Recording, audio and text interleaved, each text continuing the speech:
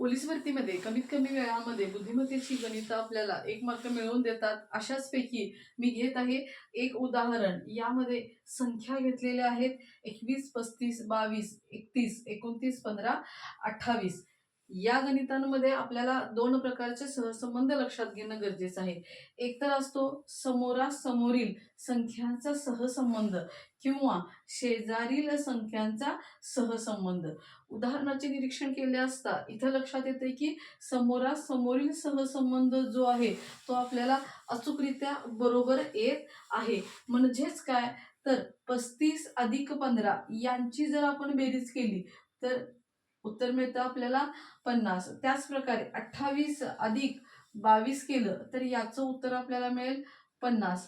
तशाच प्रकारे 21 अधिक 29 यांची जर आपण बेरीज केली तर या ठिकाणीही आपल्याला उत्तर मिळतं 50. तिन्ही ठिकाणी उत्तर आहे 50. हाच सहसंबंध आपण लक्षात घेऊन इथं 50 येण्यासाठी आपल्याला काय करावं लागेल, तर 50 मधून हे 31 आपल्याला वजा करावे लागतील. 0 मधून 1 गेला, राहिले 9. हातचा परत 5तून 4 गेले, राहिला 1. म्हणजे इथं जी संख्या असणार आहे ती असणार आहे 19 आणि 19 हा आपल्याला पर्यायामध्ये 1 नंबरलाच दिलेले आहे. या ठिकाणी आपण पाहणार आहोत गटात न बसणारी संख्या शोधा.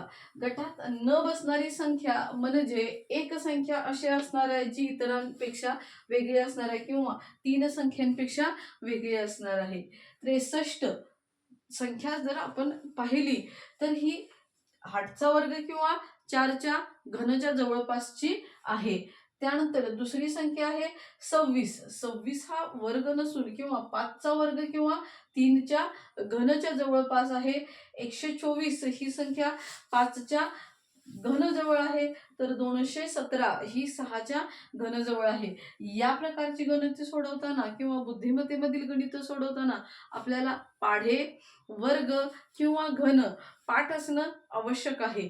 जर संख्यांचे निरीक्षण केलं तर ही लक्षात येते 4चा घन वजा काय केलेला आहे, 1 केलेला आहे. 4चा घन बरोबर आपल्याला सांगता येईल 64 वजा 1 म्हणजेच येईल 63.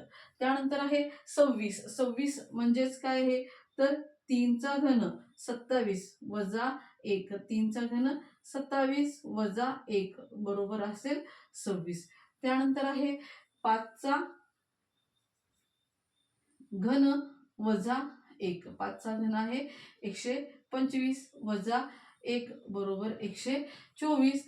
इथं 6चा घन वजा 1. 6चा घन 216 वजा 1 उत्तर असेल 215. इथं मात्र 215च्या ऐवजी काय दिलेलं आहे, 217 म्हणजेच घन वजा न करता अधिक केलेला आहे. म्हणून 217 ही संख्या जी आहे ही गटात न बसणारी आहे. ऑप्शन असेल ड 217. पोलीस भरतीच्या परीक्षेसाठी 100% येणारं उदाहरण, या प्रकारचे उदाहरण आपण आता पाहत आहोत.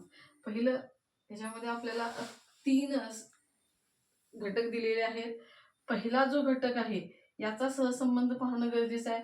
तोच दुसऱ्या संख्येला किंवा दुसऱ्या संख्यांच्या गटाला लागू होणे आवश्यक आहे. त्याच प्रकारचा सहसंबंध आहे तो आपण तिसऱ्या घटकाला लावून इथली संख्या आपल्याला काय करायची आहे, शोधायची आहे. पाहूयात आपण पहिल्या घटकामध्ये काय सहसंबंध दिलेला आहे.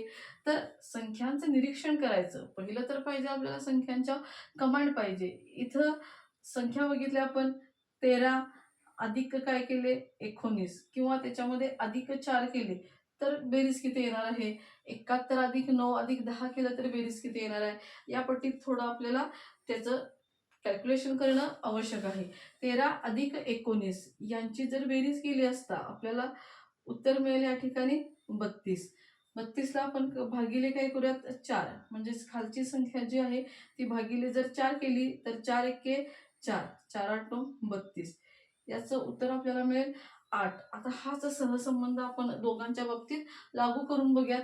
71 अधिक 9 काय असेल, 80 असेल आणि खालच्या संख्येनं आपण काय करणार आहे, त्याला भाग देणार आहे. 0ला 0 कट, उत्तर असेल 8. म्हणजे हा सहसंबंध आपला बरोबर आहे. दोन्ही ठिकाणी भागाकार जो आहे तो 8 आहे.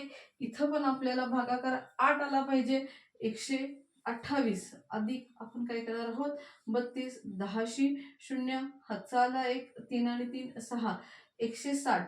160 ला कोणत्या संख्येनं भागलं असता आपल्याला उत्तर काय मिळेल 8 मिळेल. म्हणून आपण x बरोबर ही संख्या मांडलेली आहे. 160 भागिले आपण काय करायचं 8 म्हणजे आपल्याला x मिळेल. 8 एके 8, 8 दोन्ही 16 आणि वरची एक 0 म्हणजे या ठिकाणी उत्तर असेल 20, जे की आपल्या पर्यायामध्ये आहे 3 नंबरला 20. चौरसातील गणित हे सुद्धा परीक्षेसाठी अत्यंत महत्त्वाचे आहे. ह्या ठिकाणी जरी हे गणित वेळखाऊ असेल तरी सुद्धा आपण कमीत कमी वेळामध्ये हे कसं सोडवायचं पाहणार आहोत. सर्वप्रथम आपण या संख्यांचं निरीक्षण करूयात. संख्यांचं निरीक्षण केलं असता आपल्याला बेरीज किंवा गुणाकार यापैकी काहीच आढळत नाही. अशा वेळेला या संख्या आपण चौकोनातून बाहेर काढून घेणं गरजेचं आहे. लहान संख्येपासून या संख्या बाहेर काढून घ्यायच्या. पहिल्यांदा असेल 8, त्यानंतर येईल 9, त्यानंतर आहे 11, त्यानंतर आहे 14, त्यानंतर आहे 18, त्यानंतर आहे 29, त्यानंतर संख्या आहे 36 व शेवटची संख्या आहे 44. आता आपण पाहूयात याच्यामध्ये काय सहसंबंध आहे. तर 8 अधिक 1 केले असता आपल्याला मिळतात 9, 9 अधिक 2 केले असता आपल्याला मिळतात 11, 11 अधिक 1 अधिक 2 आता आपल्याला करावं लागणार अधिक 3, अधिक 3 केले असता 14, 14 अधिक 4 केले असता मिळेल आपल्याला 18. आता या ठिकाणी 18 अधिक 5 केले असता आपल्याला मिळेल 23 ही संख्या. परंतु इथं 23 ही संख्या न देता काय दिलेली आहे 29 दिलेले आहे. म्हणून 23 अधिक 6 29 हे उत्तर आपलं बरोबर येते. 29 अधिक 7 केले 36 व 36 अधिक 8 केले 44. संख्या जी आहे ती 23 आहे, जी की या चौकोनामध्ये आपल्याला दिलेली नाहीये. म्हणून प्रश्न चिन्हाच्या ठिकाणी संख्या असणार आहे 23. ऑप्शनमध्ये पहिलाच पर्याय आपल्याला दिलेला आहे 23, जे की या प्रश्नाचं उत्तर असेल. अशाच प्रकारचे गणित व बुद्धिमत्तेचे नवनवीन व्हिडिओ पाहायचे असतील तर माझ्या चॅनेलला फॉलो करा, लाईक करा, शेअर करा, तसेच सबस्क्राईबही करा.